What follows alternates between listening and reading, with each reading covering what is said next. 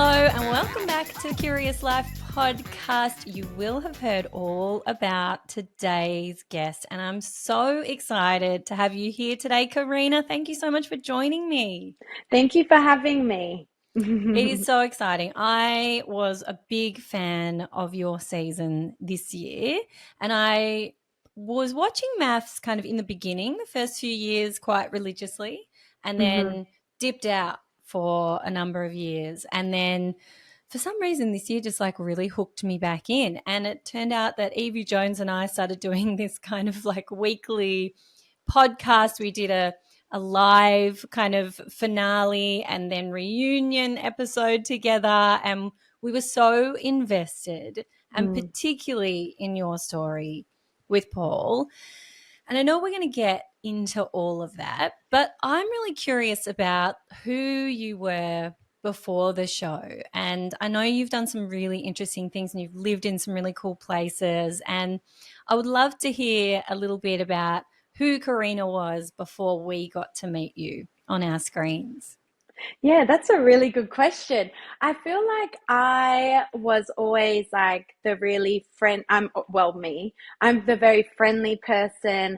I love like people coming around and being like the hostess with the mostess, and always like being that person that organizes at gatherings and puts on big events with my loved ones, and come over to Mikasa and have a barbecue, a big cooked meal with my family. And I think because I was raised on such core, strong family values and morals, I kind of like brought that into my friendship circles. So yeah, I was definitely the big traveler and the free spirit kind of girl. But along that journey throughout life in my 20s, and, I'm turning 30 and now being 32, I was definitely an explorer, but also wanting to find that person for me, but I'd never happened to find the right fit. And I was always like curious of who I was going to end up with.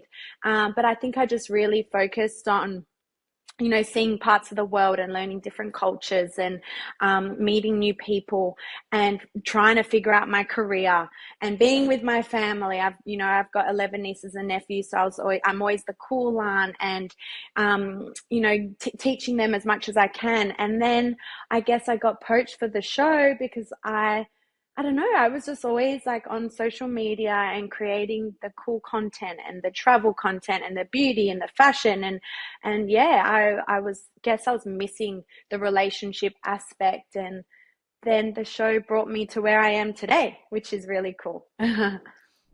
Hello, we are back. And as you can see, we've had a little set change because we were just having some drama with the internet and the setup. So I think we're back and we're good to go. So Carina, welcome back. For having me.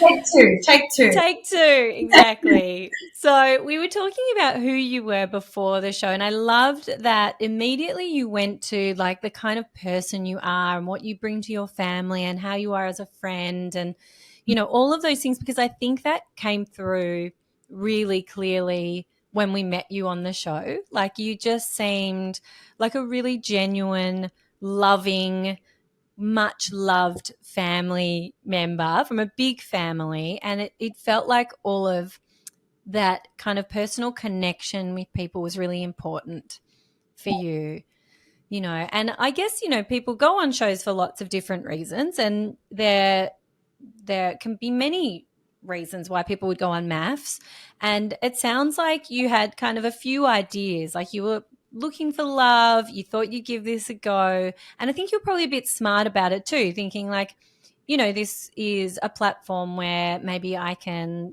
start to do some other things as well. And I don't think anyone going on reality TV today can say they're not thinking about the opportunities that will come, because that would just be silly. Yeah.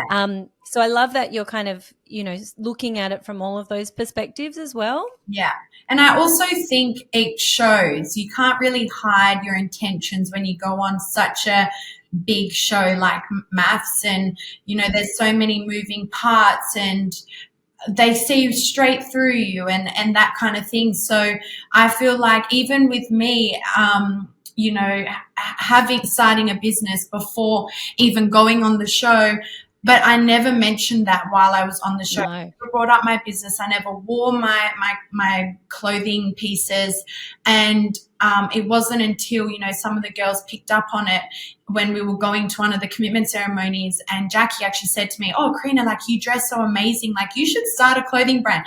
And I'm like, "Oh," and then Ree actually mentioned it. She was like, "She has a brand," because obviously I mentioned it to Ree when we were in conversation talking about what we did before this whole experience. And, you know, I always kept silent about it. I never boasted. I never tried to promote my business. I really was there for the pure intentions. And it's pretty evident because I did say, you know, to the producers, I'm at an age in my life where I'm not a spring chicken anymore. Please, you know, take my ideal man and who I want and like what I was requesting and match me up accordingly. And I said, I want the Martha and Michael. I want the Duncan and Ben. Like, yes, you've experienced this crazy whirlwind together, but you're able to potentially use the platform, but build and grow together, do everything together. And whether that's attending events or creating a business together, or, you know, just like the next chapter of where your relationship might go with someone new. And, you know, they definitely did try to match me with everything that I asked for. Like, that wasn't an issue one bit at all. They definitely did their research and certainly tried to give me someone that I was requesting. So, yeah, and I think also, like, I did want someone, and I do still want someone. Like, my goal was to end up, so I'm lonely. Like, I want a relationship and I want a partner, and it's just unfortunate that it didn't work out for both of us. But again, I don't come with ill intentions, and I think that's the beauty of how I was raised and the family dynamic, and you know, how my parents raised their kids. And and it might come across as different, like, people might have different views and opinions about it and how it's projected coming across on the show, but I will never, like, change my morals for anyone or anything. And call me fake, call me you know, some names, but I know who I am, and I know who my friends and family know the Karina. So I don't think anyone could call you fake. I felt like you were authentic.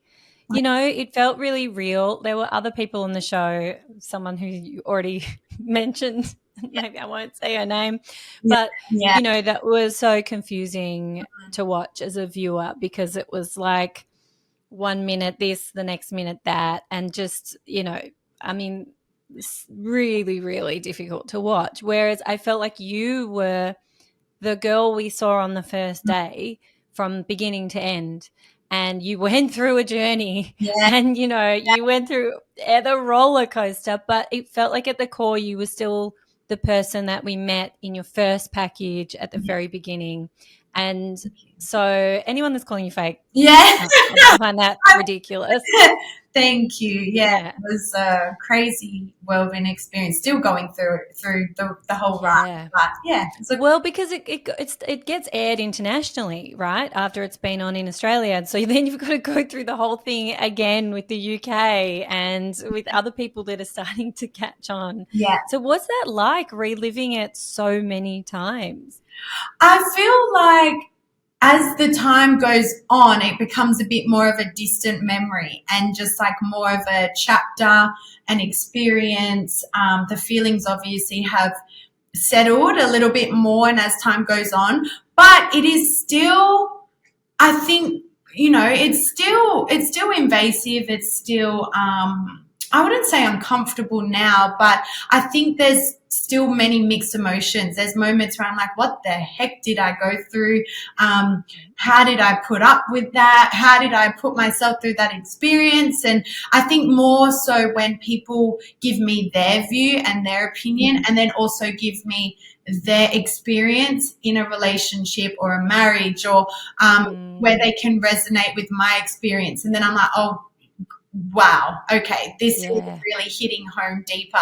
But I just, people always speak to me about it with grace and, kindness and, yeah, just can really, I don't know, just, yeah, tell me their experience and how they portrayed the moments and stuff. But it's definitely like as time goes on, I'm like allowing it to kind of pass, and I'm like, okay, Yeah. what's the next chapter for me? But it also has tainted a little bit of my dating. I guess, sorry, hang on, something's just popped up. Remind Oh no. Thank you, Adobe. I definitely. Oh gosh, now the web things. I definitely think it's perhaps given me a little bit of trauma, like to open Mm, up to my next potential human. So yeah, I'm just yeah. finding that I'm still going through my own thing and healing Yes. with everything from a build up of dating in the past to then my on camera experience. So yeah, I'm just a bit more wary, and I don't know if that comes with age or if that comes with what I experience, but and then other people's views and opinions and advice. But I'm definitely a little Mm. bit more cautious, and yeah, Yeah. just doing me. Yeah, but I think that's really interesting because I think you came onto the show, talking about having been heartbroken, that you'd been in a really significant relationship that had ended and that felt really sad. Yeah, And then we all had these great hopes that you guys were going to go the distance. I mean, it started off at the wedding. yeah, For anyone that hasn't watched, I mean, please, you have to go and watch this immediately. But we find out very quickly that you and Paul actually knew each other from before. And so already we're like, oh my God, where is this going to go? yeah, And then it just seemed to blossom into this beautiful relationship to the point where, a little bit into the experiment, it almost was like you guys were the boring married couple. There Mhm. was like nothing but love Yeah. going on. We work. And the drama was everywhere else. And then all of a sudden, things looked very different. Mm, And I was one of those people that was having opinions about what was going on and really bothered by it for you. And, mm, it was hard to watch because we had sort of seen you guys as this like beautiful, loving, what felt like was going to be, the happy ending couple of the whole series. So there was so much that went on, from the intensity of that experience and feeling like, oh my God, this is it. Like you must have been feeling like, wow, oh my God, I can't believe this is real. Then, oh my God, I can't believe this is real in a completely different way. totally. Yeah. And doing all of that publicly, like first you're living it and then you're having to kind of go through it again with all of us. Mm, There's a lot to process in a really short period of time. And if anyone wants to get like the full details on the story, I highly recommend you go and listen to Carina's podcast. You did an episode unpacking mhm. that night with Paul. Yeah. But it sounds like it fully came out of nowhere. It did. It did. Yeah.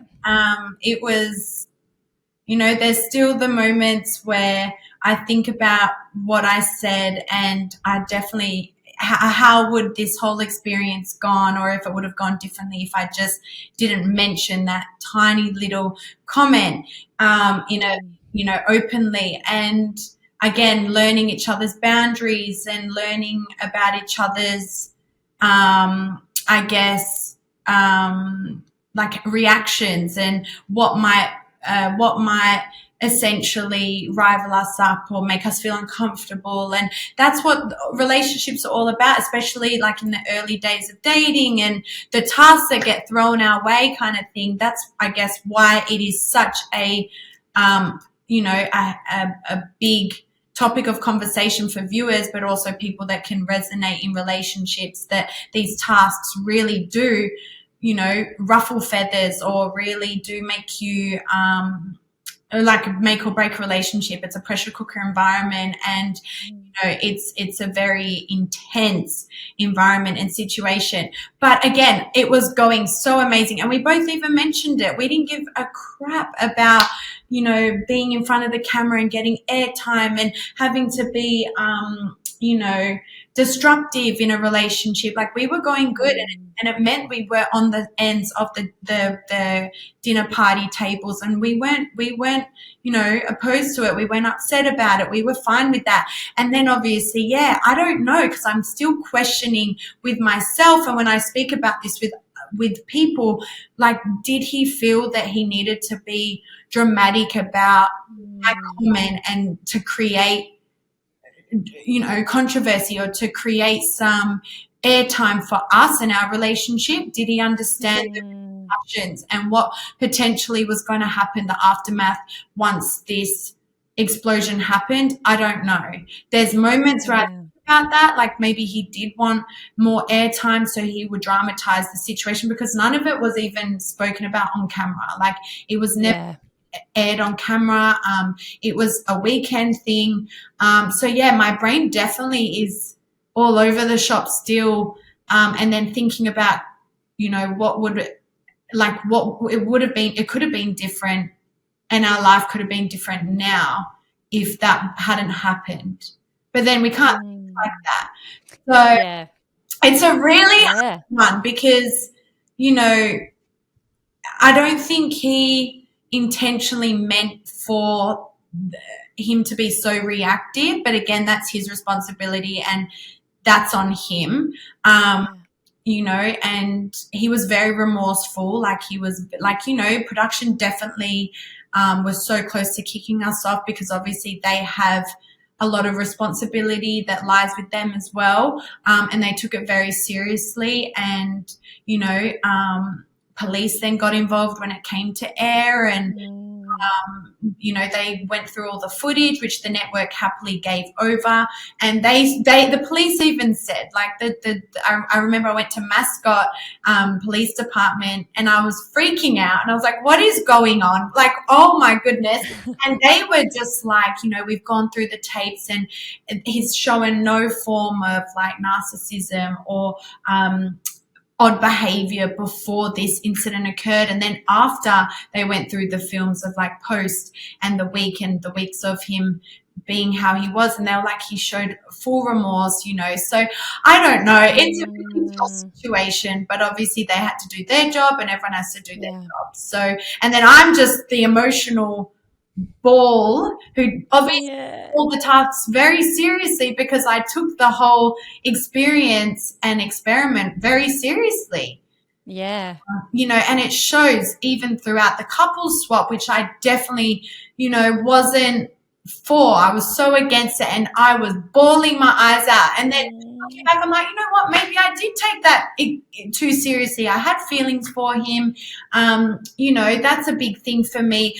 I don't do sleepovers with guys like often, like I did take this too seriously, like the other couples who just, thought it was a fun experience, and, maybe thought of themselves more so than the actual relationship after the experiment. I don't know. So, yeah. I mean, there's so much there, isn't it? And I can even hear, like, even this far past filming, how much it's still going around and around and around in your head when I'm sure you're not like this all day, every day, but we're obviously talking about it. And so I can see how much, confusion there is there. And,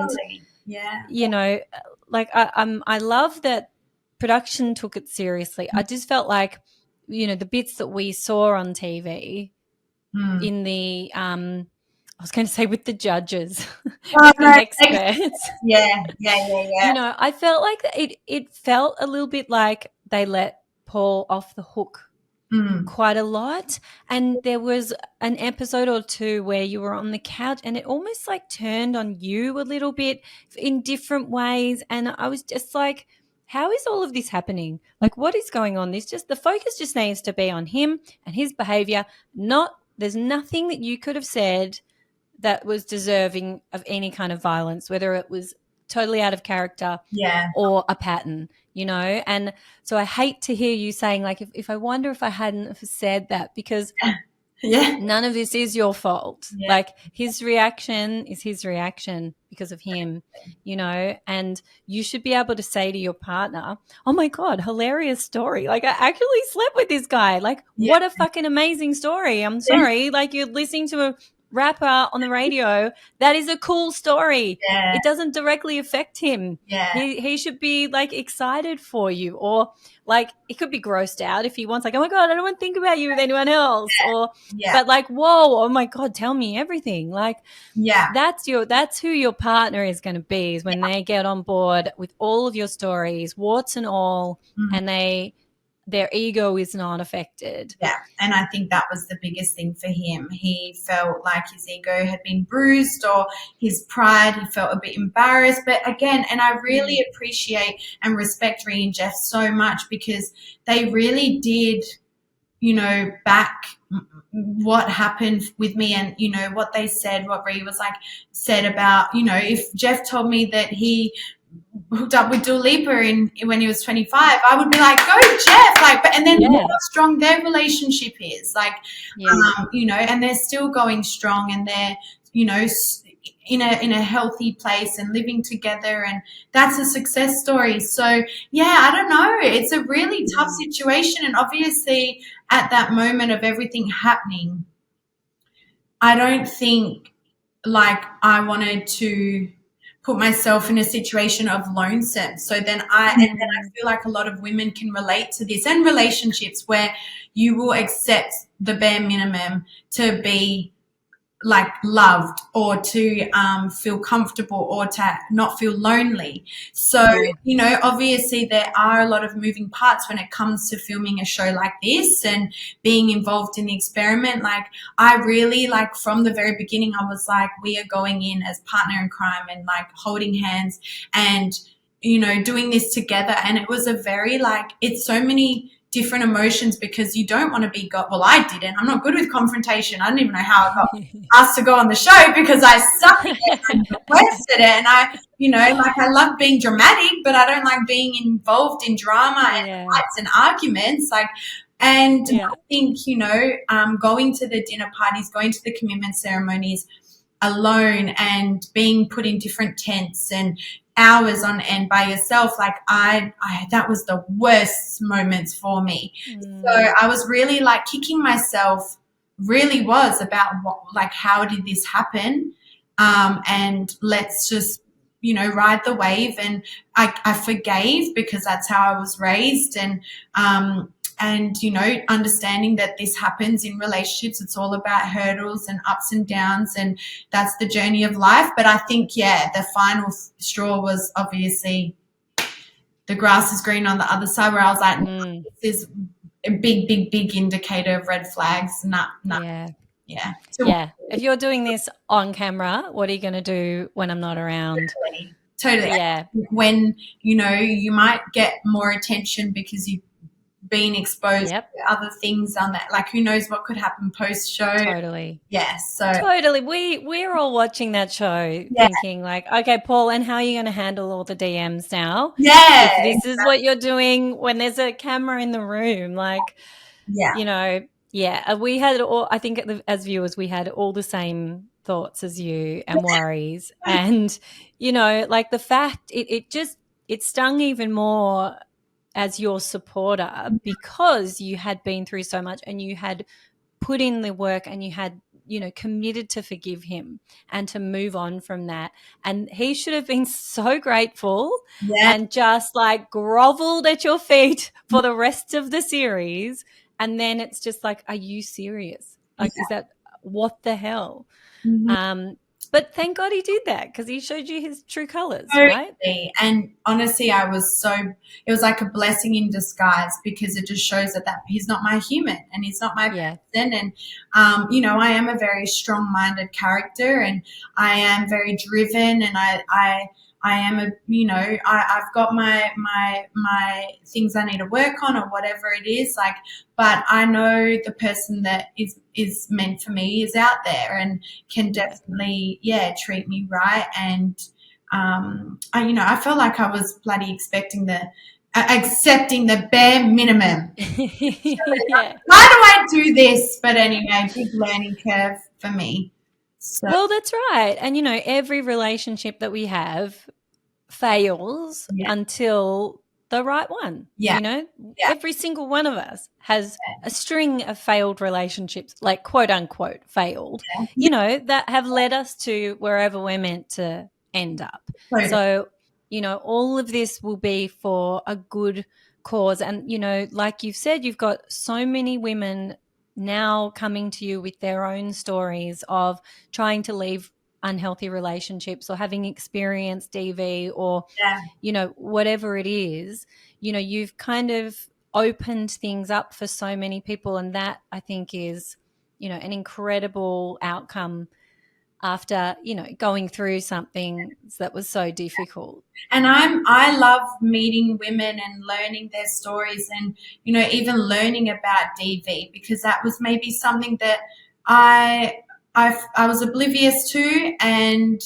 I didn't really know much about it. And so it did bring a lot of awareness to my life, and even, indicators, like I said on my podcast, and, actually interviewing a woman who had gone through DV and hearing her story. And I'm like, shit, this is pretty, full on. And I just got like like a tiny spill of what could be bigger and what people actually go through. So yeah, it definitely was a big learning experience for myself as well. And maybe I needed to go through that to learn more about it, or maybe even work in that sector or help women in other ways that,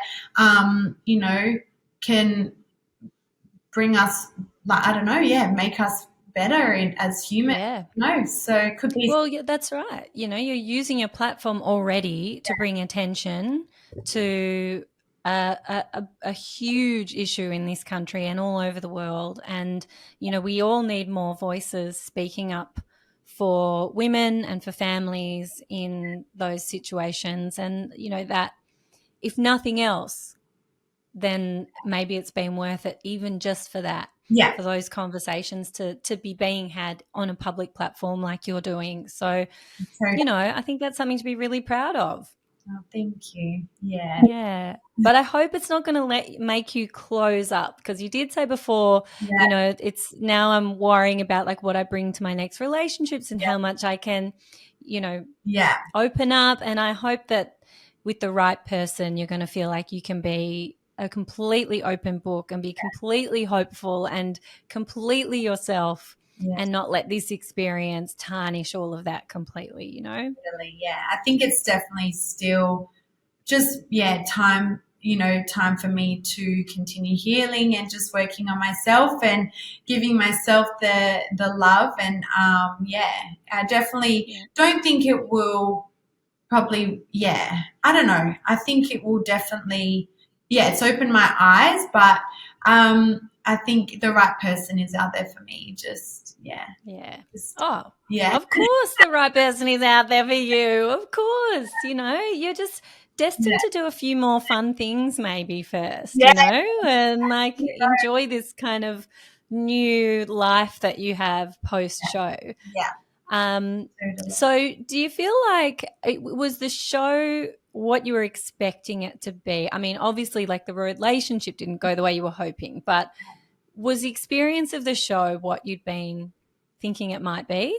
Honestly, I had no idea about the show. I've never watched it before. I'm more of like a US reality, like hone kind of thing. Like I love watching more, US based and TV shows and stuff. So I hadn't actually ever watched the series before, but my sister and her husband definitely mentioned some things to me and gave me some tips and that kind of thing. But it was like it was a really freaking crazy whirlwind experience, and I had no idea what to expect, and I didn't think about much. I was just like, Yeah. I'm surrendering. This is, where life Right. is taking me. And I really just embraced it. I went through the ups and downs. It was definitely like, like long hours of filming,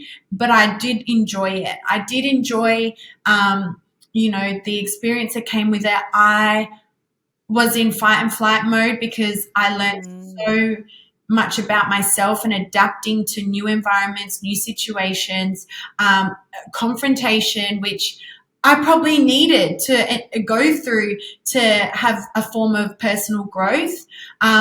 Before going on the show and accepting, being on it, I felt like I had done my healing and, being in my, like just doing me and working on myself and, that kind of thing. But I definitely learned a lot while I was filming the show, for sure. Mm. And even just, different personalities and different, like with production, like learning and meeting new faces. Like I come from background of, I do love meeting people and I'm such a people person, but I like my day-to-day job is predominantly just working with my family. So we're all Yeah. chiefs and not enough Indians, and we all have a big strong voice of, how things should be run in the family business, and working with my siblings, and my nieces and nephews. Like it's like a daycare at the office. So, it was a nice,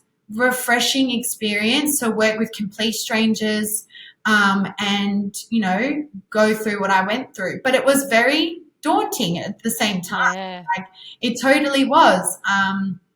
But I wouldn't change anything for the world. And I would fully recommend that I would recommend people, if anyone wanted some advice about going through this experience, I would just say make sure that you, like are headstrong, and not in a way of, being responsive or biting back. It's more so like headstrong in a sense of be cautious of situations that arise, unexpectedly, and how are you going to handle that situation? You have to be quite, mentally strong, and and there was definitely moments where I was questioning myself as well. Don't get me wrong, but yeah, it's a lot. It's a lot, but I would totally recommend it because you learn so much about yourself. And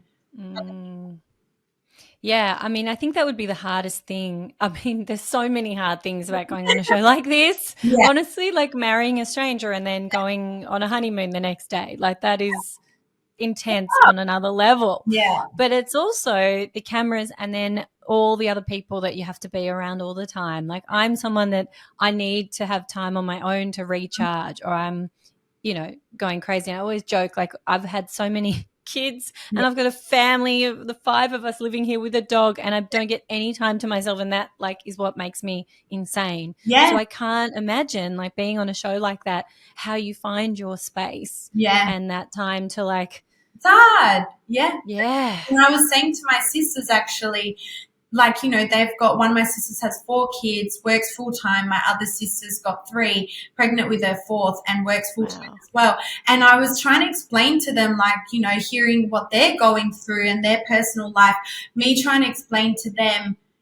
it is completely this experience and this mental feeling and emotional feeling is completely different to the feeling of raising children. Like, raising a kid, you're sleep deprived, you're running off steam, like, financial difficulty perhaps, or like so many moving parts. Whereas my experience, I was so drained every day, but it wasn't like I have so many children to look after and responsibilities of another human.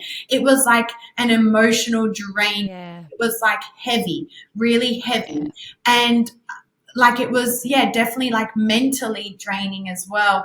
And I couldn't explain the whole feeling about it. It was Yeah. really hard. It was really bizarre. It was, Yeah. and I felt bad, like calling my sisters and complaining about my experience and that kind of thing. And, you know, they gave me so much sympathy and advice and stuff. But I remember we were at the couples retreat and they didn't show you, but I had a massive meltdown. Like I remember Wow. because the flying, it was an early flight. We got to, the house and, you know, a few of the couples got the better route, Rooms. I guess, but I didn't know how it worked.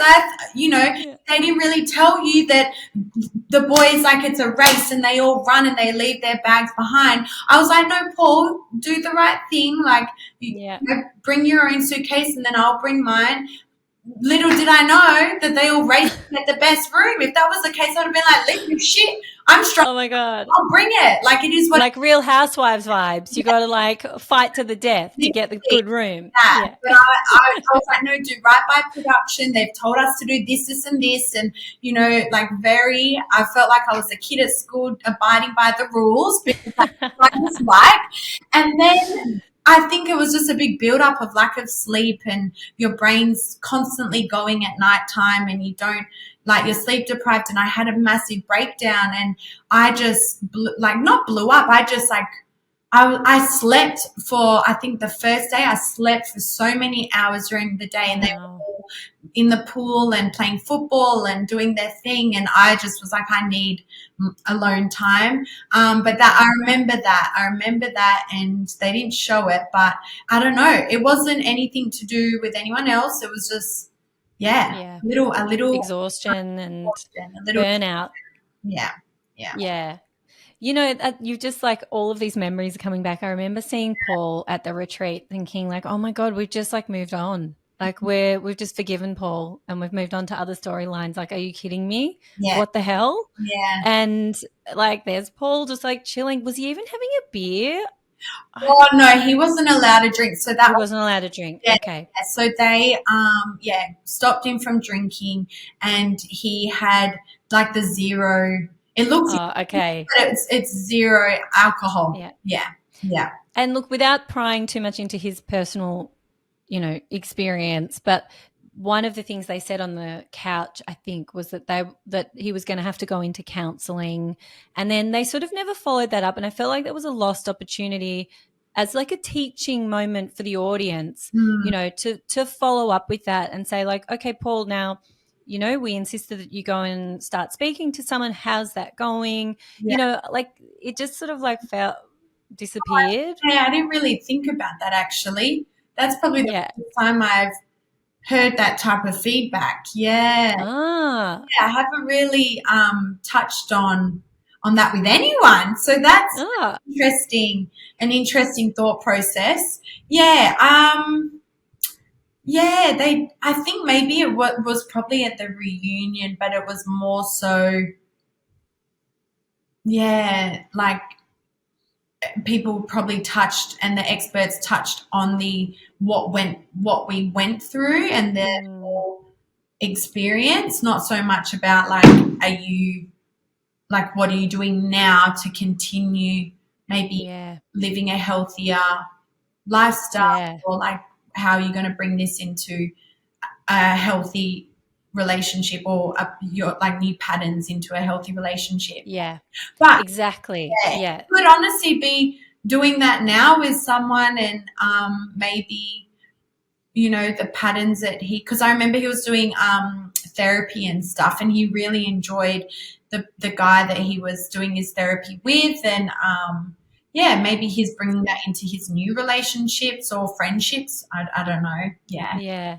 And, you know, not your responsibility to even worry about. But that was one of the things that I remember just being really frustrated with at the time. And maybe it was there's only so many minutes that they can air every week, and I totally get that. I know you guys are filming for hours and hours, but it just felt like, okay, the whole of Australia has been talking about this. There should have been maybe a little bit more, even though, and I know that your situation, it was not what so many other families go through, you know, obviously so much worse. So it feels a bit unfair that we're putting all of this on you, but Mm. there was a moment where Channel 9 or John Aiken or whoever should have kind of taken it just that one step further. Like, if you're in this situation, these are the steps you can take. We would recommend, maybe having a look at this, or like you said, like, let's identify the patterns in your life. Mm. I don't know. I just felt like Elliot got a little bit more like therapy work done for his, Mm. experience in the first marriage than maybe Paul did. And then the focus towards the end of the season was on your drama with the girls. Yeah. Way heavier. Like, they came so hard for you about this drama with the girls Yeah. than they did with Paul. So I think that, as an audience, we were getting very angry about. Yeah, that's fair enough. Totally. Yeah. Yeah. Yeah. Well, that's Did it? yeah. That's Yeah. Did it feel like, when you were going through it, did it feel like towards the end of the season, like, why is there so much focus on me and this when we've been through so much worse already? Yeah, I definitely felt like I was missing a little bit of my partner because he was probably, I don't know, I think like felt like he wasn't standing up for me or having my back towards the end. And I had to like face it all myself because I don't know if he's being cautious or he, I don't know, was just, I don't even know what the answer may be. But yeah, totally. And I think that's one aspect of creating good content for a TV show, is that they do like delve into the drums and, you know, the reactions and that kind of thing. But we're all friends now, and time has definitely passed. And there was definitely a breaking point where I was like, I just want to go home. Like, I want my family, and that was all real. And literally, like, head of production Alex was so lovely, and she was like, really there for me. I was like, where the F is my husband? Follow me, but anyway, thank you. Yeah. But yeah, Alex was super, super, there for me and gave me that reassurance. And the girls actually apologized to me, Jamie did and stuff, because I think it was just miscommunication and not seeing eye to eye in many situations. But what hurts the most to me personally is that the audience then create their opinion and their understanding of what happened just from seeing in front of the camera, like the short snippets. And it's tough. It's really tough reading those comments and all taking Team Jamie's side. And I'm like, there shouldn't even be a team, come on, let's be real. And so that probably hurts the most. And I'm still getting it. Like, I'm still, it's hard. It's definitely hard. But there's some things that weren't even shown that showed that I did apologize, but of course they don't put that on camera. Yeah.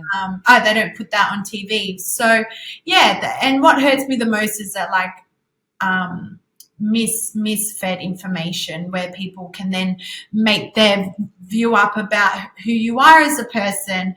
But I think I just had to keep reminding myself that, the ones that have known me for a long period of time know who I am deep down and know the type of person that I am.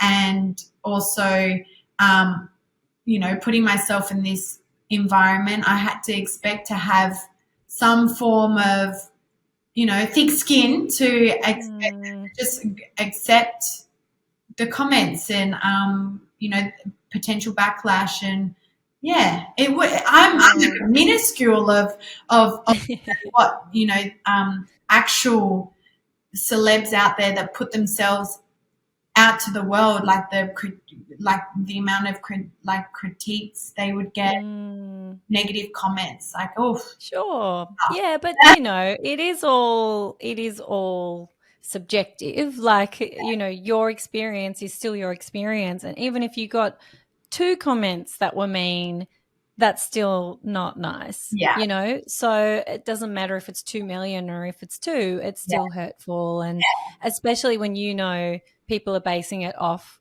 clips from a show Yeah. and not actually knowing you. So how do you kind of build up that thick skin? How do you manage comments online? It's definitely hard. I have moments. I do definitely have a bit of like social anxiety now, Mm. post and going out in public and like even public events and stuff. Like I do get anxiety, but Mm. I think I just think about maybe what they're going through, and I know that it's not a me thing, it's a you thing, and they're projecting maybe their um, insecurities or their unhappiness or things that they aren't fulfilled in, or maybe they're not found a purpose. I just keep reminding myself that it's them. And I actually had a really good chat to Jamie about this, and she gave me some really lovely advice in a voice note. And and you know, it made complete sense, and it was about the along the lines of it's people projecting their negativity of their unhappiness within themselves out there. And it's so sad that we live in a world and a space like this, and how do we monitor this, and how do we kind of suppress it? I don't think there's anything to it, unless we just, you know, all we can do is try and teach the younger generation to consider people's emotions and feelings, and think because like you're using you know, you're behind a phone or behind a keyboard, that these aren't real humans. So yeah, I also think I get really good.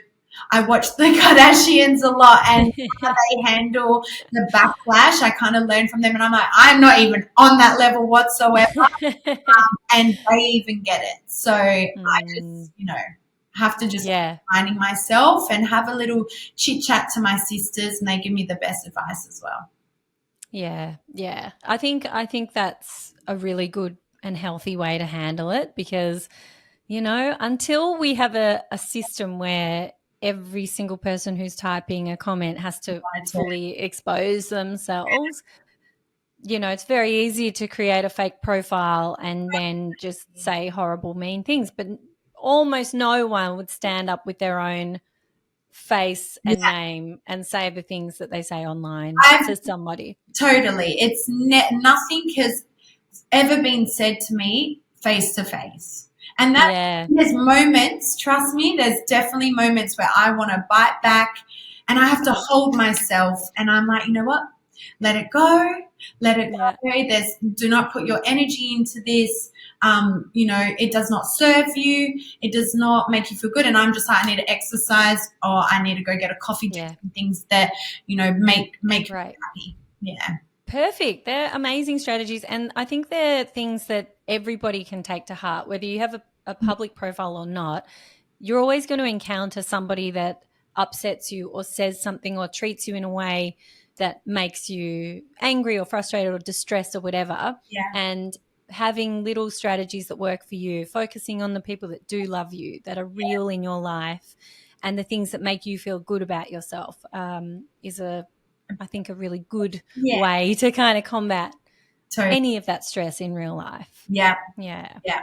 100%. So, what is next for you? You started the business before the show. Tell us all about it. Tell people where they can find out what you're doing, Yeah. all the details. So I have been so busy, just I think in the past couple of months, going through the motions of the show and like the back of the show, and all the amazing like things that have come my way, which I'm so grateful for. And you know, the events, the experiences, the travel, the new friendships, the relocating to Sydney. But yeah, I started the business 2023 23, I think in April. And, you know, I've done a few collections. The next step for me is definitely to do another collection.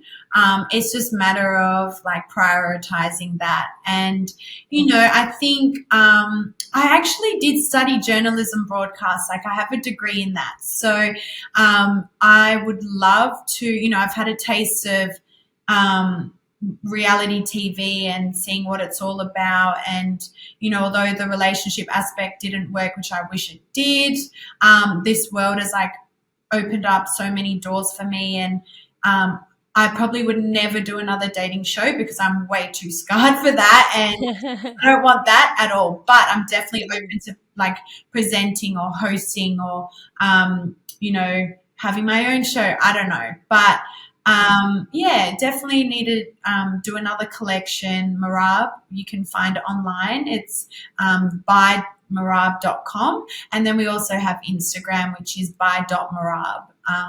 So yeah, and it's just constantly just seeing what else is out there and just like allowing it to come my way and not pressuring myself too much. But yeah, like I said, I do have a degree in broadcast journalism. I never thought I would actually go down this route in life.